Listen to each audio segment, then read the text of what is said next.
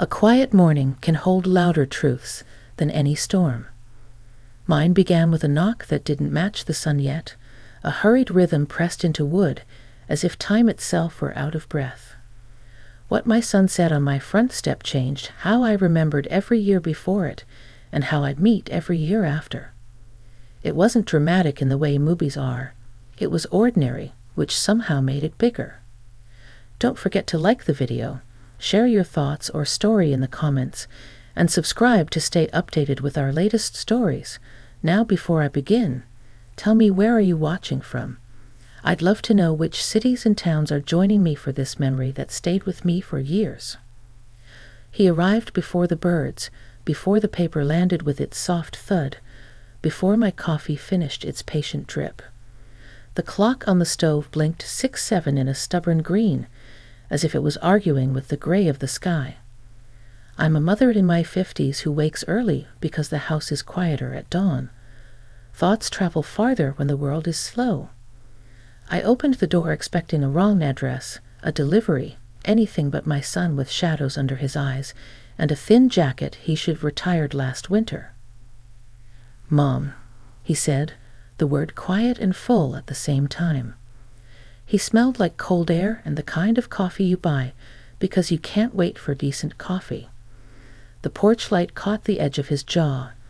That's his father's jaw. I always think, even now.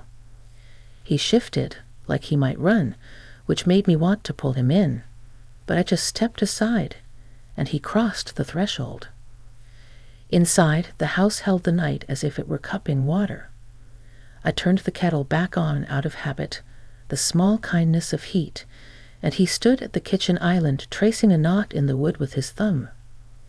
The radio, which I keep at a whisper, was reading the weather, something about a warm front and later rain. He didn't take off his jacket. He didn't sit.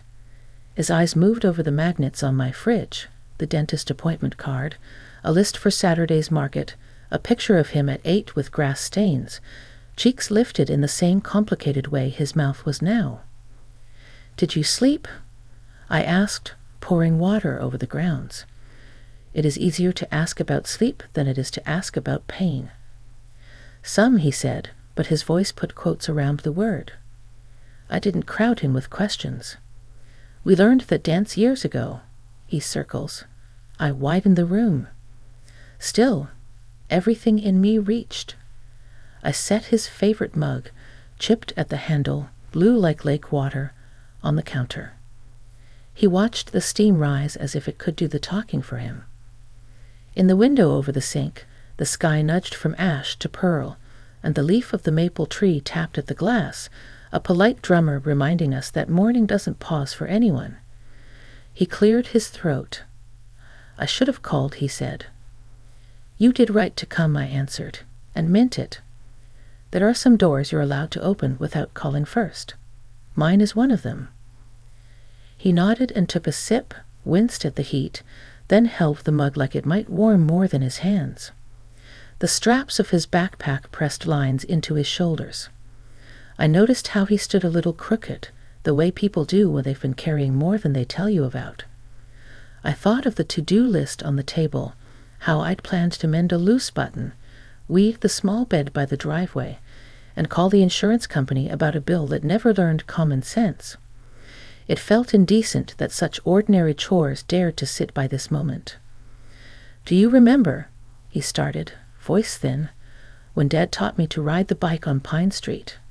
How he ran beside me until he didn't? You were at the end of the block, waving." I smiled despite the ache that memory always pulls from me. "I remember how you shouted that you were doing it even as you were doing it." He shut his eyes and laughed once, the kind that's mostly breath. I keep thinking about that. How you think you're ready to move on your own, and then the ground pitches, and you're surprised by how fast it all happens. He put the mug down gently, careful not to make a sound. The kettle clicked itself off behind us as if agreeing that we had enough heat for a while.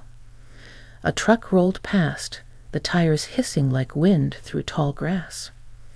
I wanted to reach across the island and lay my hand over his, but I waited. He'd has always been someone who needs to say a thing before he can be held through it. "I made some choices," he said finally, eyes finding mine and holding them. "And now there are consequences that I can't outrun." I felt the house lean with us. The refrigerator hummed. The maple leaf tapped again.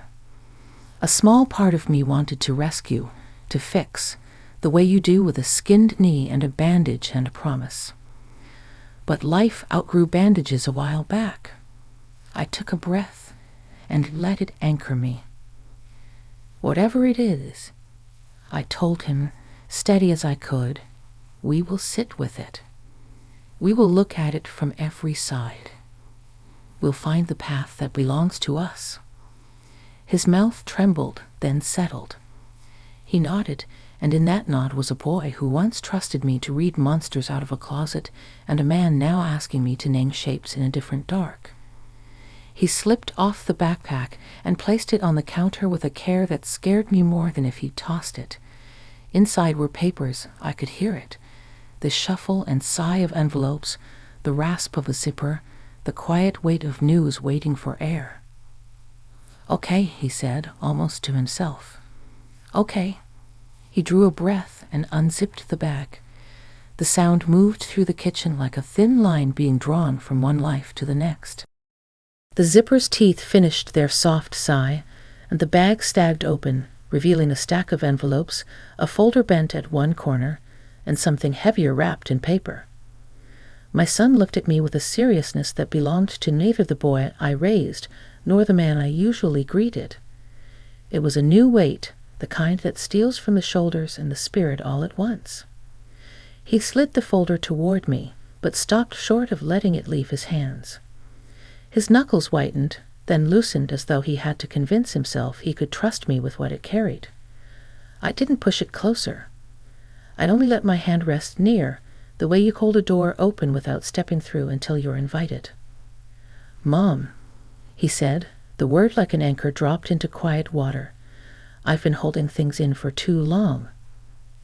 The air between us changed. Even the kettle, now cold, seemed to lean in.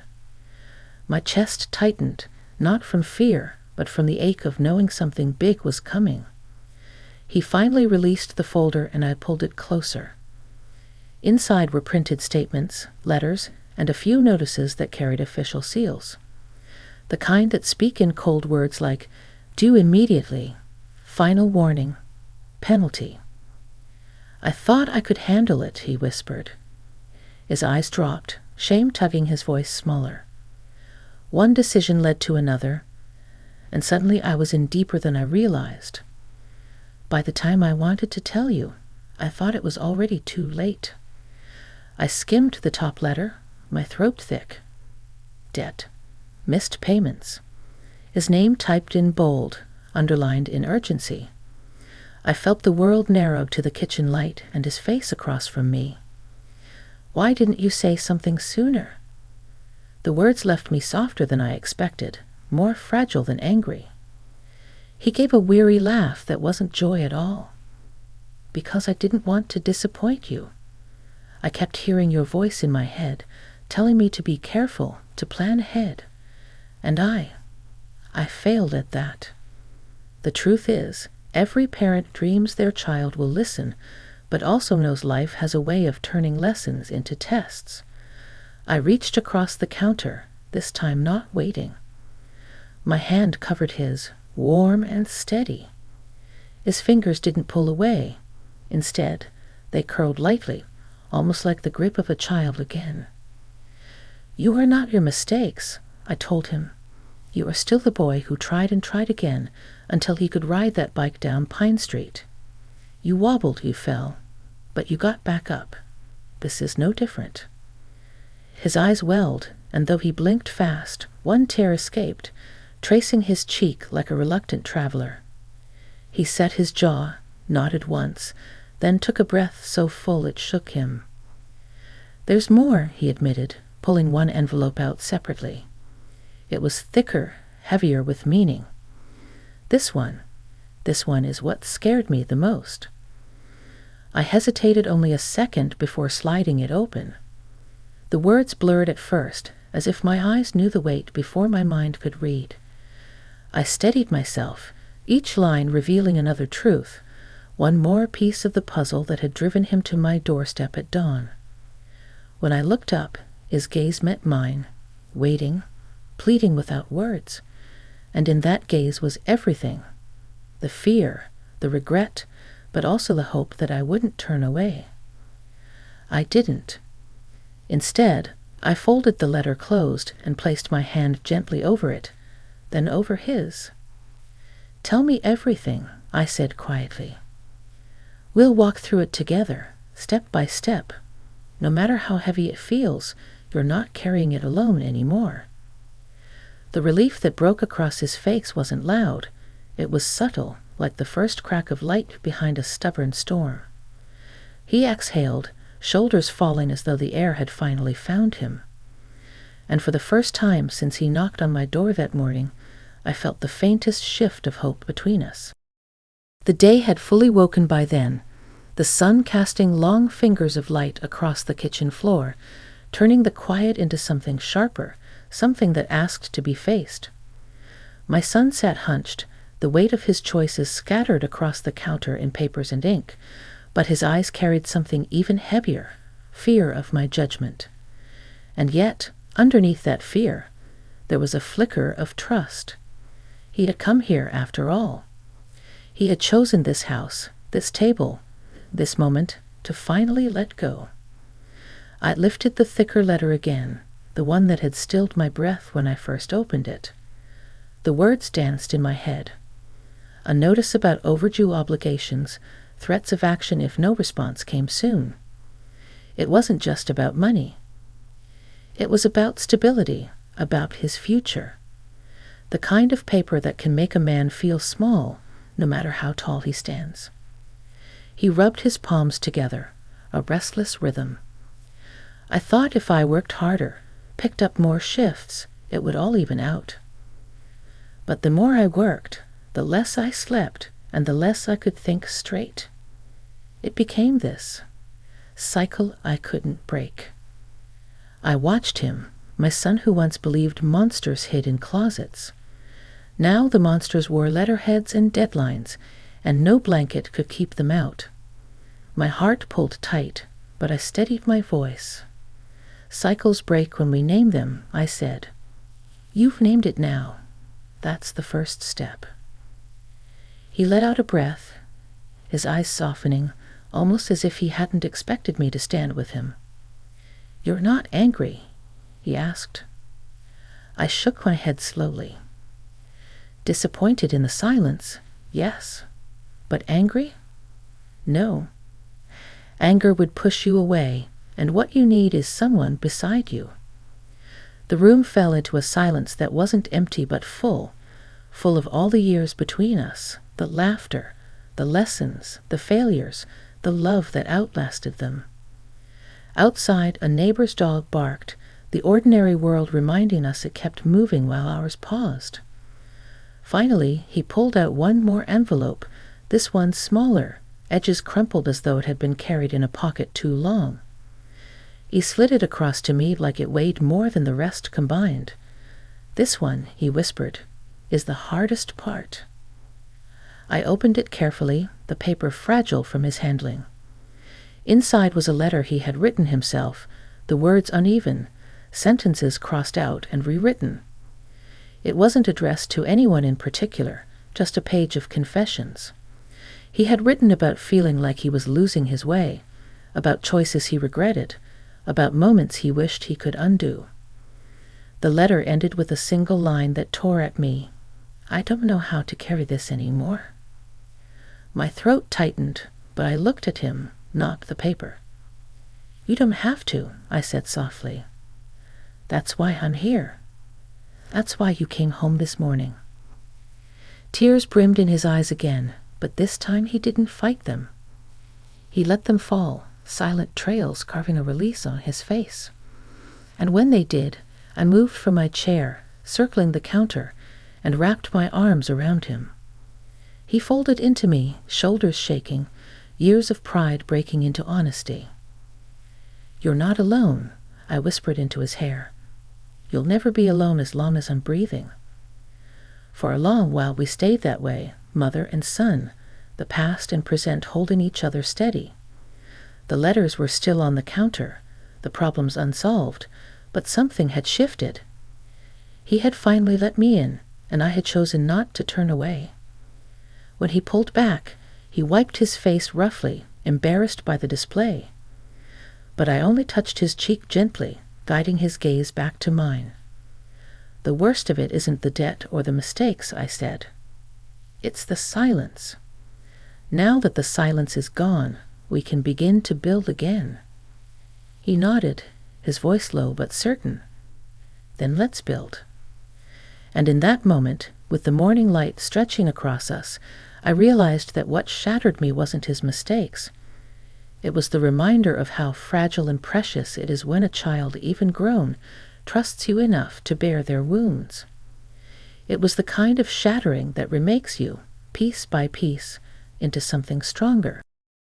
The day stretched on slowly, every hour carrying the weight of what we had uncovered that morning.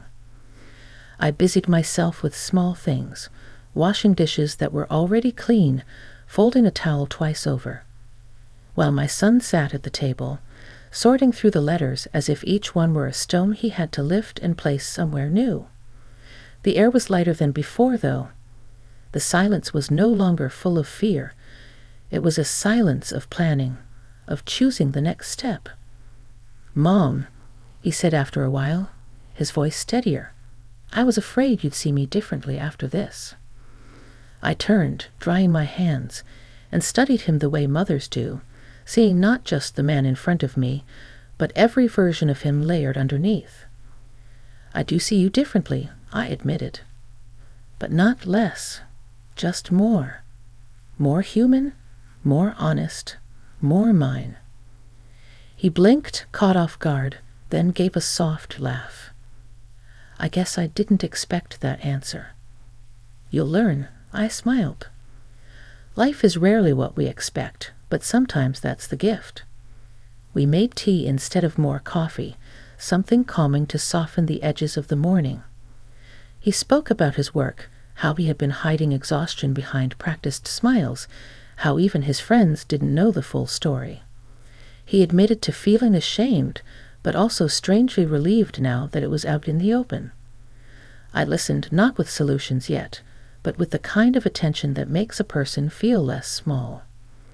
When the afternoon light slanted gold across the kitchen, I reached for a notepad. "Let's write this down," I said, "one by one. What's owed? What can wait? What needs help? We'll make a plan." He hesitated, then nodded. Together we listed the debts, the deadlines, the phone calls that had to be made. It was overwhelming on paper, a mountain of numbers and dates, but laying them out made them less like shadows and more like tasks. And tasks, unlike shadows, can be faced. At one point he leaned back, rubbing his temples.